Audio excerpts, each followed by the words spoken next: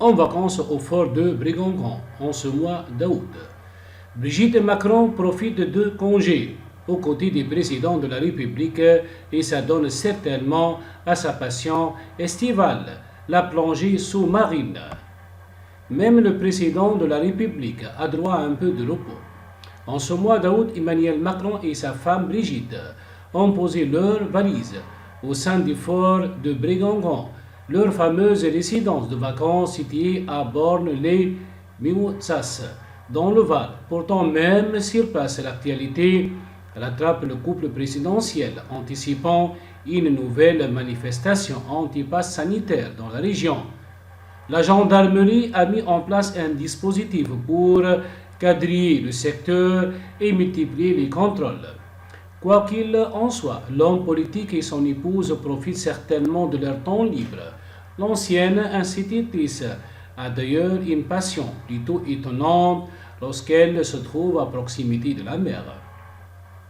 Comme l'a annoncé Paris Match en août 2020, Brigitte Macron s'occupe d'une façon insoupçonnée lorsqu'elle est en vacances. En effet, selon les informations de nos confrères, elle prendrait plaisir à pratiquer les plongées munies d'un masque et d'un tuba.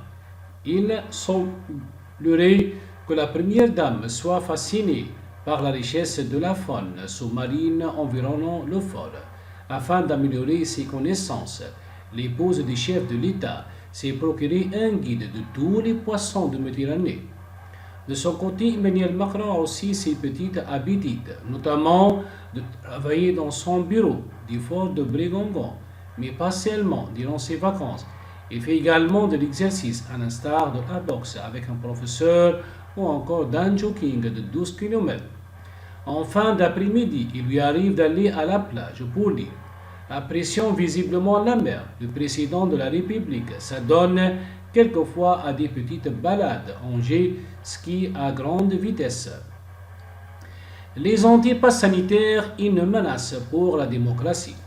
Malgré les mouvements de contestation concernant le pass sanitaire, le chef de l'État n'en démord pas et continue de vanter les mérites de ce dispositif censé limiter la propagation du coronavirus au sein de l'Hexagone. Auprès de Paris Match, mercredi 4 août dernier, il s'en est pris à ces quelques dizaines de milliers de citoyens en perte de sens, tels qu'ils peuvent dire qu'on vit en dictature. Leur attitude est une menace pour la démocratie. Ils confondent tout. Je les invite à regarder les mêmes manifestations dans des pays qui ne sont plus des États de droit, avait-il ajouté remonté.